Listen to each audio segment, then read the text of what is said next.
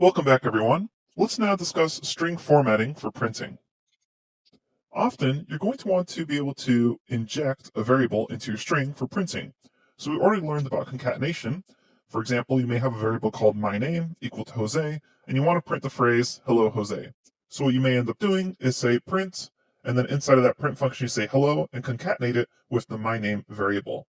Now there's actually multiple ways to format strings for printing variables in them, so you don't have to constantly be using this concatenation or plus sign. And this in general is known as string interpolation, which is basically just a really fancy way of saying stick a variable into a string. So we're going to explore two methods for doing this. One is the .format method, and the other one is the fstrings method, which stands for formatted string literals. And this is a newer method for some newer versions of Python 3. I personally prefer the .format method, but let's go ahead and show you both of them, and you can decide which is more your style. Let's get started. Okay, let's begin by discussing the .format method. And the basic syntax for this is you're going to have your string defined, and then inside of your string, you're going to have special curly braces as placeholders for the variables you're going to insert. And then right after the string, you call .format, and then inside of this, you're going to call the strings or variables that you want to insert into your string. Let's walk through lots of examples here. We're going to start with the most basic example, which is just saying this is a string, going to set open and close curly braces there. And right after the string, we're going to call .format. So notice how the dot is touching the string there. And then whatever string you want to insert. So to make it really obvious, I'm going to go put in all caps inserted. Run this, and now I see this is a string inserted. So what the .format method has done is it's grabbed this string and inserted it where it saw those curly braces. So there's several advantages here, and we're going to go through all of them. One advantage is that strings can actually be inserted by index position. Let's imagine that we want to insert many things. We're going to say the curly braces, curly braces, curly braces, then say .format, and say the fox, brown, quick. Now what happens is basically .format is going to insert these strings in the same order you supplied them and into these curly braces. So right now we have the fox, brown, quick. What would be nice is if we actually have this make grammatical sense, which is going to be the quick brown fox. What we can do is based off the index position inside of this format call, I can supply those numbers in the order I want. So the very first word I want is actually quick. So this is at index position 2 because it's 0, 1, 2. So I'm going to say, okay, 2 goes first here. And then the next word I want is going to be brown. So that's at position 1, so 0, 1. And then the first word, fox, at index 0 here, is going to be the last one I want. And then when I run this, I get back the quick brown fox. What's also really nice is I can actually repeat these. So if I wanted to say the fox, fox, fox, I could just say the 0, 0, 0 here, run this, and now I have the fox, fox, fox. So I can play around with this in case I ever want to work based off of index position. Now, what's also nice is that not only can I call things off the index position, I can also assign them keywords and then just call the keywords. Because here, as I'm working with this, there's no real indication that 0 is fox. Instead, I have to look over here and say, okay, what was the first word? What I can do is assign them keywords. So let's do this. We're going to say the curly braces, curly braces, curly braces, say .format. And then inside of the .format call, I'm going to say f is equal to the string fox.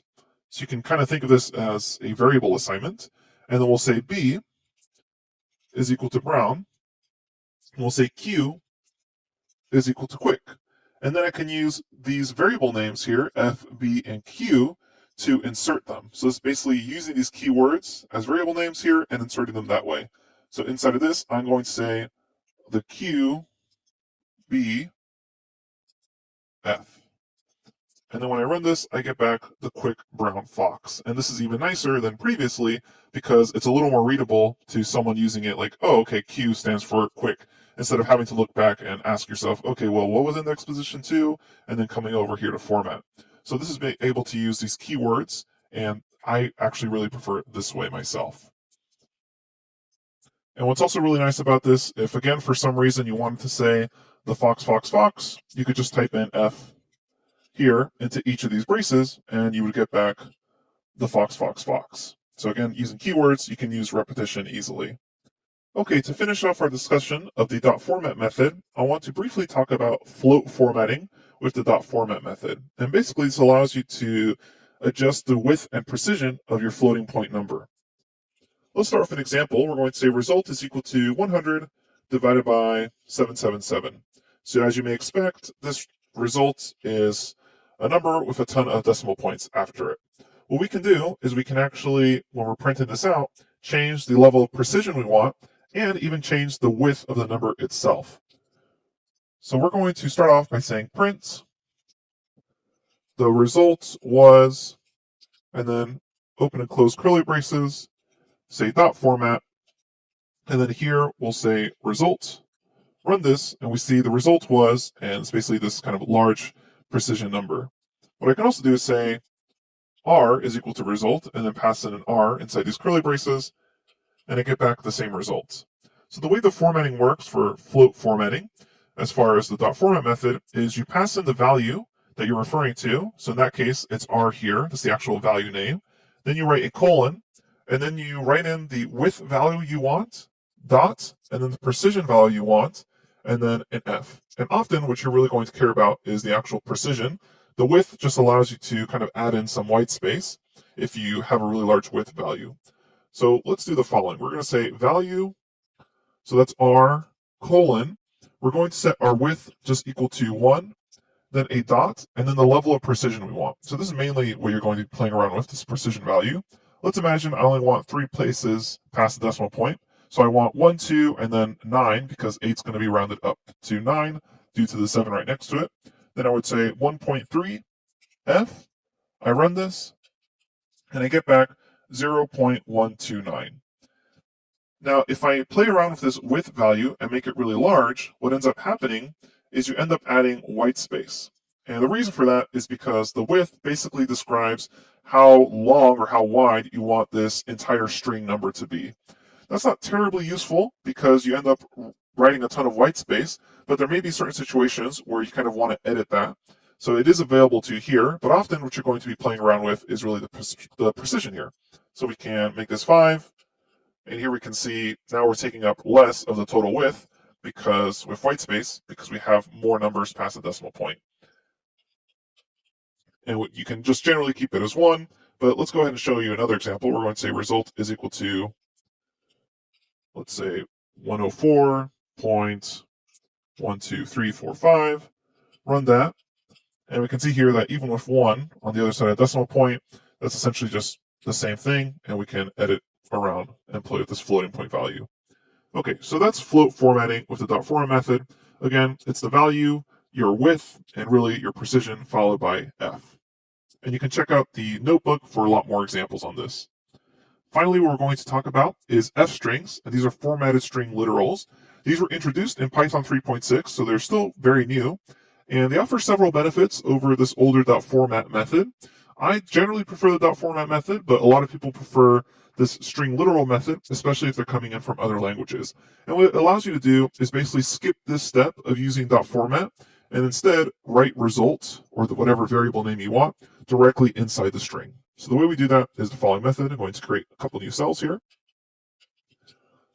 I'm going to say name is equal to Jose, run that, and then typically what I would have to do is say, hello, his name is, and then I would say dot format, name, I run this and it says, hello, his name is Jose.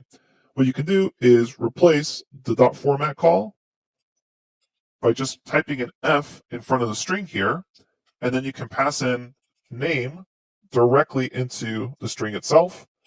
And if you run this, you get back the same result. So this is called F strings, or formatted string literals, and this is new with Python 3.6. And a lot of people have been requesting this feature for a long time because it's quite common in other languages. Again, because I'm a little more old school, I got really used to this format method, which is why I like it so much. But if you're coming in from other languages, I would definitely suggest you check out the F strings. A lot of people think it's a huge improvement over the previous method, and you can see why. It's actually really convenient to just be able to write that variable name directly inside these curly braces. And this works with multiple variables. So let's say name is Sam, age is 3. What we can do is say print f to let Python know it's a f string. We'll say in curly braces, name is, in curly braces, age, years old. And if we run this, we see Sam is 3 years old. So this is a really nice way to very quickly do string interpolation, which is just injecting these variables into the string itself. Okay, those are the very basics of string formatting. We have a lot more examples in the notebook in case you're interested. And we also have examples of some older string formatting methods that technically still work in Python 3, but I would really recommend that you either use the dot format method, or if you like this new fstring method, use that as well. I'm going to briefly just show you what the notebook looks like for this lecture. So you can see here we have a ton of string formatting examples for you, formatting with placeholders, which is something we didn't talk about this video lecture because it's quite an older method and I wouldn't really suggest you use it. But you can also see how we can use precision and padding for floating point numbers. We also have a lot more examples with the dot format method, inserting objects by index position, reusing them. We also have alignments, precision. So all this stuff, a lot of this stuff we're not really going to use throughout the course, but it is available to you in the notebook in case you want to dive really deep into this topic. So we have lots of examples for you there. Okay. Again, all you really need to know about string formatting for this course is that you can use fstring literals to inject and interpolate strings this way, or you can use the dot format method to inject variables that way. Okay, welcome back everyone. Now let's begin discussing lists in Python. Lists are ordered sequences that can hold a variety of object types, and they use square brackets and commas to separate the objects in the list. For example, here we can see a list of numbers 1, 2, 3, 4, 5. And lists, just like strings, support indexing and slicing. And lists can also be nested and have a variety of useful methods that can be called off of them. Let's explore all these concepts in a Jupyter notebook. Let's begin by defining a variable called myList, and we'll set it equal to the numbers 1, 2, 3. So here we can see that a list is defined by these square brackets, and then we have every object type separated by a comma.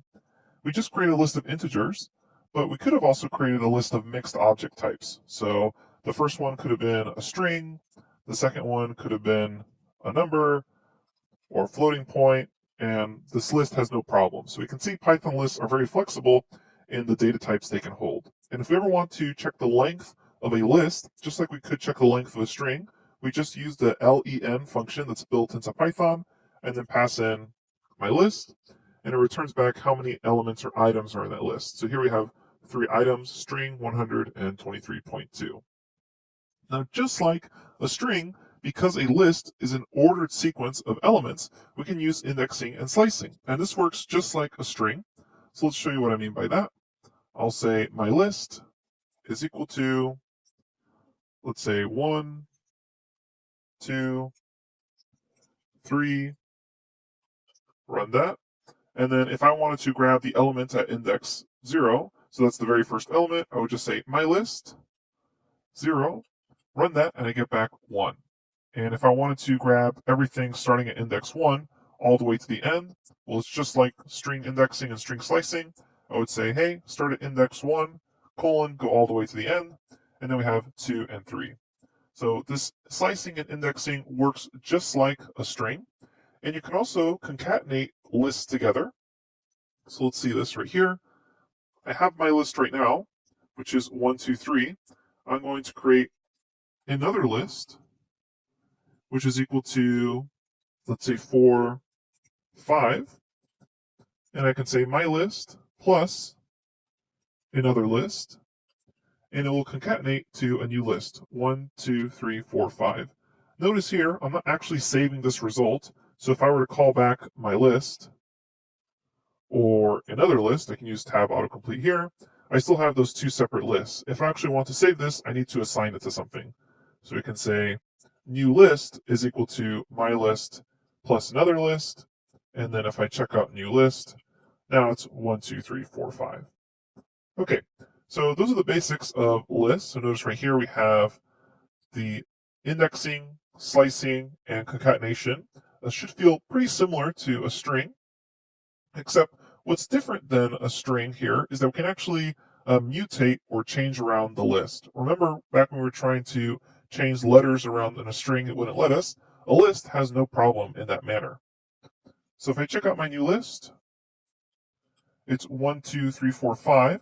Let's go ahead and change one of these elements. Let's change 1 to be in all caps.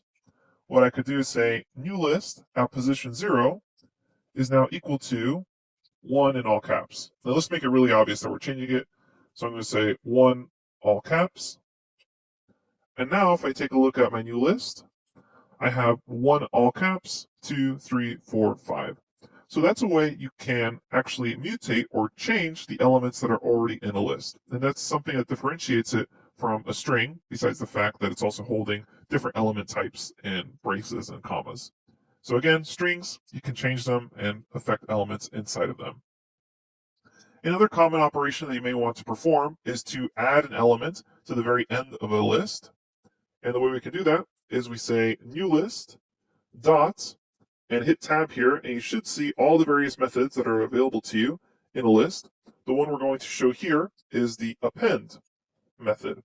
An append allows you to append a new item to the end of a list. So we'll say append 6. And after running this, what we're going to see is that if I check out my new list, I have 1 all caps, 2, 3, 4, 5, and I have 6 now.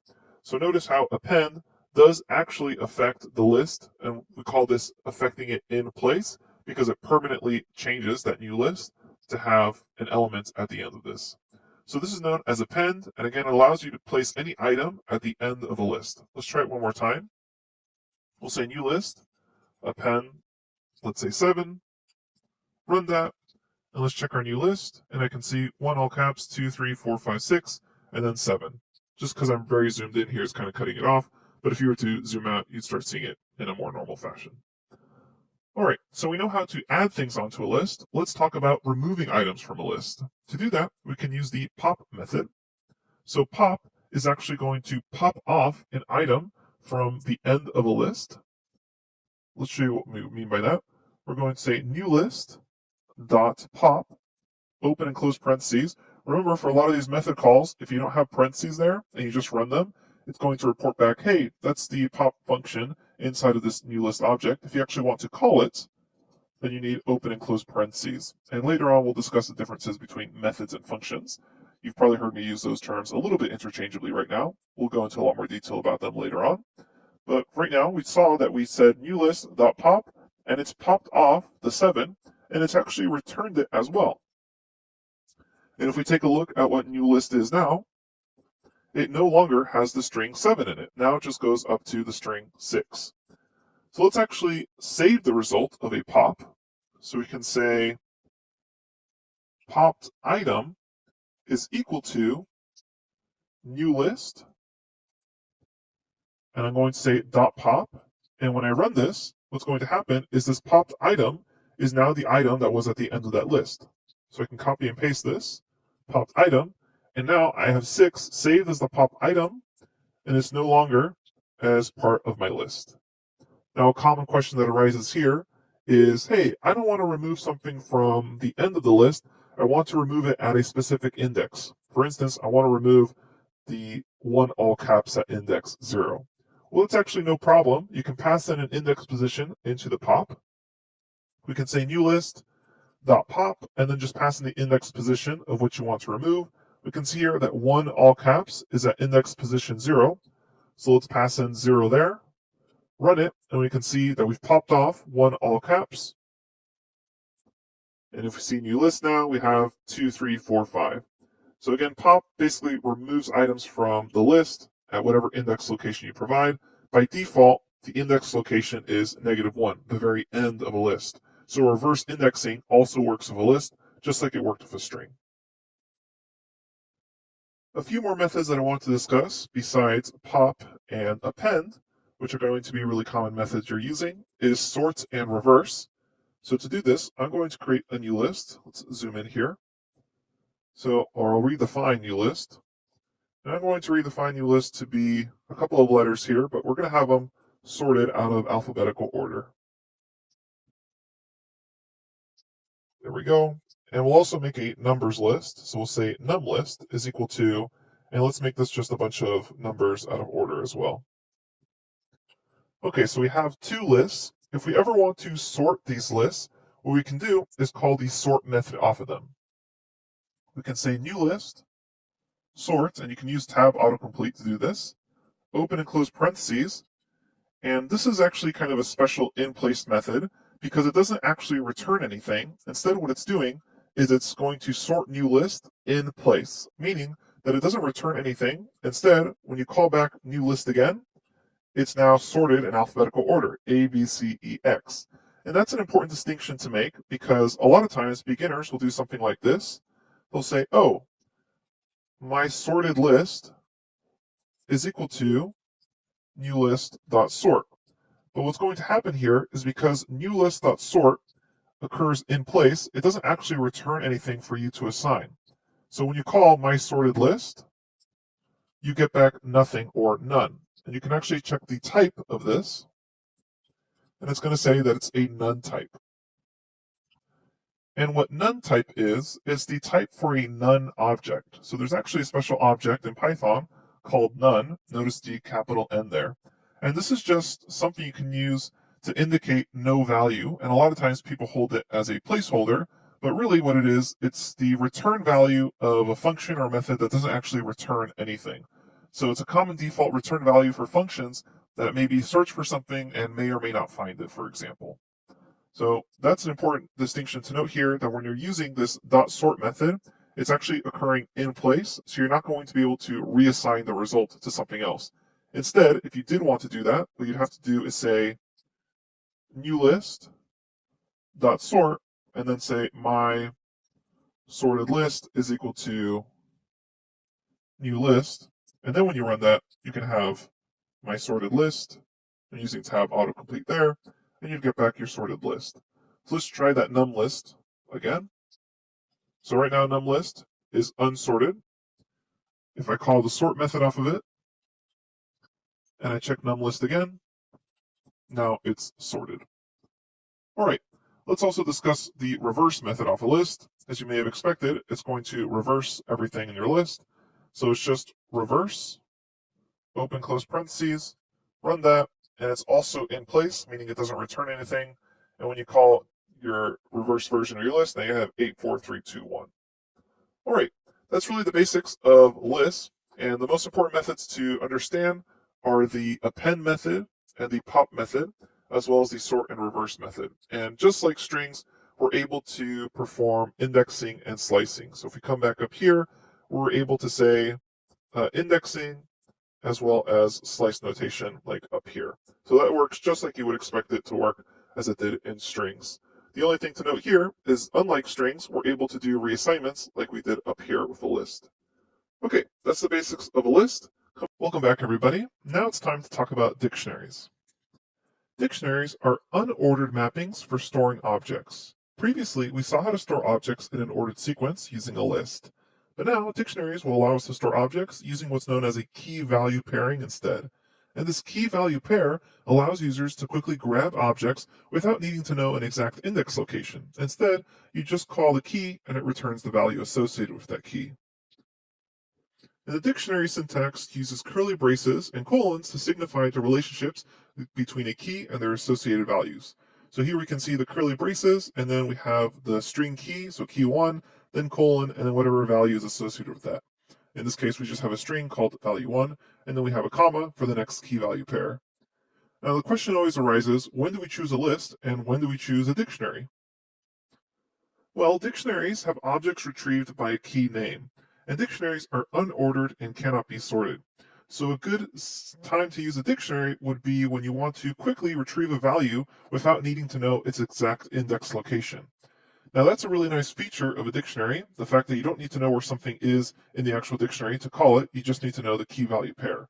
However, that comes with the con of not being able to sort a dictionary. Because a dictionary has a key value mapping, it means that it's going to insert new key value pairs wherever it deems most efficiently. Lists, on the other hand, can retrieve objects based off locations. So that allows the actual list to be indexed, sliced, and then sorted. So you kind of lose that functionality when using a dictionary. So you're basically trading off ease of calling and grabbing something from a dictionary very quickly with a key value pair, and you're losing the ability to sort things or have an index location off of them. Okay, let's explore these concepts a little closer by jumping to a Jupyter notebook. Let's begin by showing you how you can construct a dictionary. We'll start by saying, or create an object, my dictionary, and then we'll have curly braces, and we'll define a key. So keys should be string, and you can call them whatever we want. So we have key one, and then we have some associated value with that key. For now, we'll stick with basic strings. Then we have a comma, and you can insert a new key value pair. So a colon, and then another value for that. Okay, so we have our dictionary here. And then if we call it back, we'll end up getting the entire dictionary. But really what we want to do is grab values from this dictionary. So instead of using index locations, we still use the same square brackets, but now to get a value back, we just pass in the key that's associated with that value. So we can say in my dictionary, pass in key one, and we get back that value itself. So a good example of a use case for a dictionary may be something like prices in a store. So we can say I have a dictionary called prices, and we can even call it price lookup. So we have this prices lookup dictionary, and we can have different items in the dictionary, such as apple, and then their associated price. So we'll say apples are, I don't know, $2.99, maybe per pound, whatever. These are made up prices.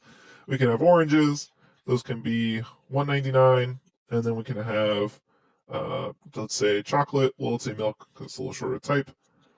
We'll say milk, and that's going to have a price of $5.80. And there we go. So then, with my dictionary, and remember this dictionary could be huge, prices lookup, I would just want to know, hey, what's the price of an apple? I'd pass an apple, run it, and it returns back the actual price. And now, without needing to know any sort of index location, I can easily get the prices of any of these objects using the key value pairs. So that's a really good example of why you would need a dictionary instead of something like a list, because here I have two values that I want to associate with each other and quickly look up the value of one given its key. Now it's important to note that dictionaries are actually super flexible in the data types they can hold. I just showed you how they can hold integers or floating point numbers as well as strings, but they can actually hold lists or even other dictionaries. So I'll just show you this as an example. We'll say D is equal to, we could have K1 be equal to a key, and it could have a number associated with 1, 2, 3. Or the other thing I could do is say K2, and I can actually have this have a list associated with it. So I can say 0, 1, 2, and then I can even do another dictionary inside of this dictionary. This is not that common, but it is supported. So we can say inside key, and then have some other number here, 100. So the dictionary itself has no problem dealing with all of this. And if we ever want to grab elements from this, let's imagine I wanted to grab this list 0, 1, 2. Then I just call D, pass in its key, K2 in this case, whoops, it should be a string. Run this and I get back the list. And then if I wanted to grab this number 100, what I could do is say D, find the associated key for that, K3. And when I run that back, I get back this dictionary. So off of this, I can make another key call. So then I could just say inside key, copy that, run that, and then I get back 100. So notice what's happening here. I'm basically stacking either index calls or key calls to get back the values I want. So let's imagine that I wanted to grab the number 2 here. What I need to do is say D, K2, which returns back a list, and then I want the item at index 2. So then I could just say 2, and then I grab back 2. And this whole thing can be a little confusing at first, so let me walk through one more example just to make sure this is clear. I will say my dictionary has a key 1, and associated with this key is a list of lowercase letters, A, B, C. I run that, I check my dictionary, key 1, A, B, C, and let's go ahead and try to grab the letter C and make it uppercase because it's a string. What I could do is, through various steps, do the following. I could say my list is equal to D at key 1, and then if I check my list, I have that. So then I could say letter is equal to my list at index location 2. And then if I check out my letter, I then just say letter, uppercase, and then I have capital C. So notice all the steps here that I did. I first grabbed the key, then I made that into a list, then I did the indexing off that list to grab the letter, and then I said uppercase off that letter. But I can actually do this all in one step because of how flexible Python is. I could say, okay, grab that key, which returns back the list. So then off of this, instead of reassigning it, I can just keep calling what I want. So then I want to index by 2. There I have the letter C. And now that this is a string, I can call the upper, and there I have uppercase C. So you could do it this way as well, instead of having to do each of these steps. Now you're not going to be doing something like this so often, but you do sometimes leverage the power of dictionaries to be able to hold lists inside of them. Okay, so I just want you to be aware of that you can kind of stack calls like that on a singular object. If we ever want to add new key value pairs to a dictionary, it's pretty straightforward. So let's make a new dictionary here. We're going to say K1 is 100, and we'll say K2 is 200. So here I have my dictionary, K1 and K2. Let's imagine that I wanted to add K3 is 300. All I need to do in that case is say D, assign a new key, so K3, and set that equal to 300. And then when I take a look at that dictionary, I now have K3 300.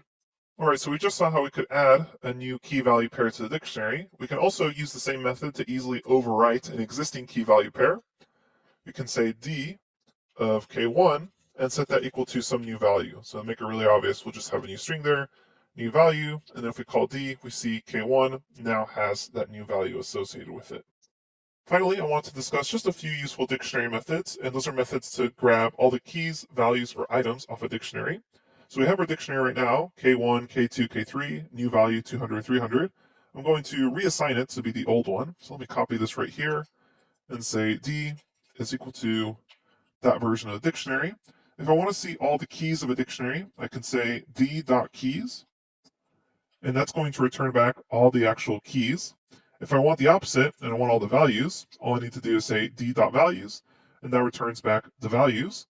And then if I want the actual pairings together, I can say d.items, open and close parentheses, run those together, and returns back the pairing. So K1 goes with 100, K2 goes with 200, K3 goes with 300. And these, you'll notice, are actually in parentheses, and that means this is actually a tuple, which we're going to learn about very soon. Okay, that's really the basics of dictionaries. Let's do a very quick overview of what we just learned. Dictionaries, their main syntax is defined by curly braces. You have a string key, colon, and then a value. And Python's really flexible as far as what this value can be. It can be another string, another list, another dictionary, floating point numbers, integers, etc. And then you can have another key value pair, and you just separate these by commas. The keys themselves should always be strings. And then we can easily look things up by just a key lookup. Again, it uses that same bracket notation we saw earlier with indexing, except now instead of passing in an index position, you pass in the key itself. We also saw how we can call nested objects inside a dictionary by just basically piling on these key and method calls. Then after that, we saw how we could call the keys, the values, and the items off a dictionary. All right, that's the basics of dictionaries. We'll dive into more detailed aspects of dictionaries. Hi, everyone, and welcome to this lecture on tuples, or tuples, as some people like to call them. And in Python, tuples are very similar to lists. However, they have one key difference, and that is they have immutability. So they're immutable, meaning they cannot be changed. And that comes from the term mutation, so they cannot be mutated or changed.